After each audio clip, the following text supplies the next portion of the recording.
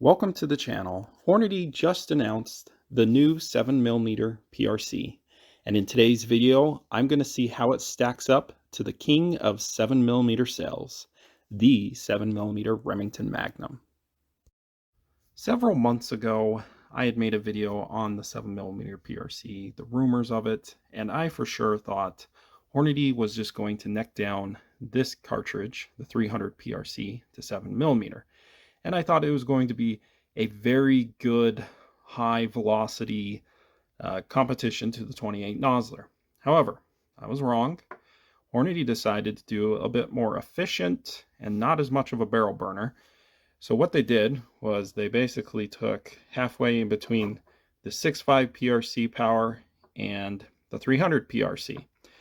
So I apologize, I don't have a 7 PRC case in front of me, but it's basically, well, it's got the same dimensions width-wise as both of these cases, but the length-wise is right in between these two. And it turns out to be a standard length action, same as a 30-06. So it's very efficient. It's got medium magnum power is what I would describe it as. And I think it's a very well thought out magnum. Now let's look at the performance from the factory. This is the Hornady website. This is their brand new ammunition that they just released today. I'm very pleased to see that the 7mm PRC is going to be offered with a monolithic bullet, a 160 grain CX, with a really high BC for a monolithic bullet, 0.596. Let's just look at the velocity of the 160 grain. I was surprised by this one. It's very, well, not as hot as it could be. 3,000 feet per second. And I'm going to show you why it could be a lot more. I think you could really get 3,100 feet per second with this if you hand loaded it. But let's go with Hornady's bestseller, the 175 grain ELDX. It is right at 3,000 feet per second with a 24-inch barrel. I think this is a pretty hot factory load. I've seen YouTubers do some testing with the 175 grain ELDX on their 7mm PRC, and they can get up to 3,100, but there's a lot of pressure. So I think this is going to be a pretty fast factory load for the 7mm PRC. And then for those casual long-range shooters, it's going to be going 2,975 feet per second. So this is pretty darn good velocities. And we're going to find out if they're better than the 7 Mag. Ah, yes. The standard for the North American Magnum. The 7mm Remington Magnum. This cartridge was introduced in 1962. It is basically based off the 375 H&H case, neck down to a standard length action. Very similar dimensions to the 338 Win Mag and the 264 Win Mag, just with a different neck size. Okay, now let's go ahead and look.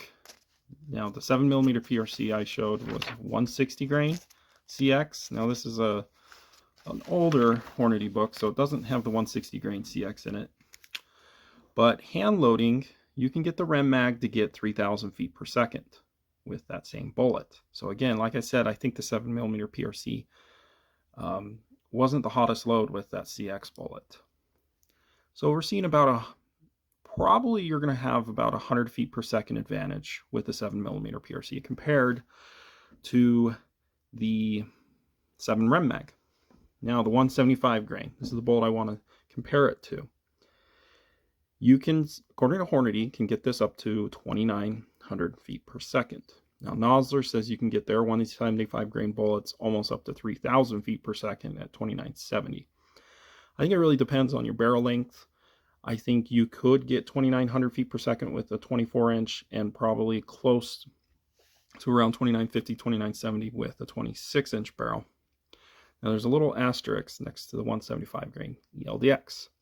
What that means is you're going to need a faster twist rate to shoot this 175 grain ELDX. And most 7 Rem Mags do not have a fast enough twist rate to shoot this. However, this is changing. more and more rifle companies are making faster twist rates. In fact, Browning, you can get an X bolt with a 1 in 8 twist. And it does come with a 26-inch barrel, so I think you could see velocities up to 2950 when hand loading. But for this comparison's sake, we are going to compare this at 2,900 feet per second versus the 7 PRC at 3,000 feet per second. Here are the ballistics for the 7 mag with the 175 grain ELDX.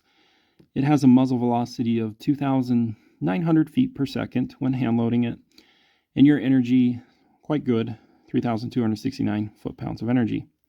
Recoil, you're going to feel this. It's not crazy like a 300 Win Mag or some of the bigger ones, but yeah, it's a little bit more than the 30-06. Let's take this out to typical hunting distances, what I call ethical hunting distances. Your bullet velocity is 2,381 feet per second. Your energy, extremely good, 2,200 foot-pounds.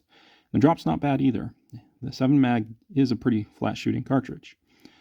Now for long distance shooting, not hunting, long distance shooting, let's just see what the potential is. You know, your bullet is still going at 800 yards, 1,920 feet per second. Again, this is not for hunting, but it's fun to see the energy anyway, 1,432 foot-pounds. And your drop is only 147.9 inches. It's quite good. There's a reason it is the standard. Now for the 7mm PRC with the same bullet, a muzzle velocity of 3,000 feet per second. Now again, you hand loading could probably get a little bit more depending on your barrel length, but I think 3,000 feet per second is a safe place to assume you can get. And the energy, about 200 more foot-pounds. You're going to feel it a little bit more. I don't think there's a huge difference in recoil, but it's a little more. Out to hunting distances, the bullet is going 2,470 feet per second, and you're getting about 170 foot-pound advantage at 400 yards with the 7mm PRC compared to 7 mag. And about a 2-inch difference of drop. Not really anything to write home about. Let's take this also out to 800 yards because this is definitely a target cartridge as well. And the bullet is going 1,998 feet per second, so not a huge advantage, honestly.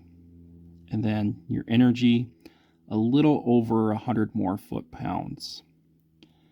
And the drop, I think that's an 11-inch difference. So again, not a huge difference. Yes, the 7mm PRC is faster, and you're going to get a bit better performance. But I guess it's up to you. Is it worth it? I don't know. So how I see the 7mm PRC is basically it's a much more updated version of a 7mm Rem Mag. What do I mean by updated? Well, here's the Rem Mag. It doesn't have the belt, and it's a little bit hotter. And all of your rifles are going to come with probably 1 in 8.5 or even 1 in 8 twists, probably 1 in 8. And so straight from the box, you're going to be able to shoot really high BC bullets, and I know that's the craze now. I'm not sure that's the right direction we should go, but that's kind of where we're headed with Hornady. I think Hornady has kind of done a bold move here. They're gunning for the 7 Rem Mag, and I wish them good luck. Although, to Hornady's defense, if there's one company that's going to dethrone the 7 Mag, it's probably going to be Hornady. I mean, you look at the 6.5 PRC, it's one of the most popular 6.5 short magnums. Then you look at the 300 PRC, it's growing in popularity. If anyone's going to do it, it's going to be Hornady. I want to know what you guys think of the 7mm PRC. Would you get rid of your 7 mag to get the new 7 PRC? Let me know in the comments.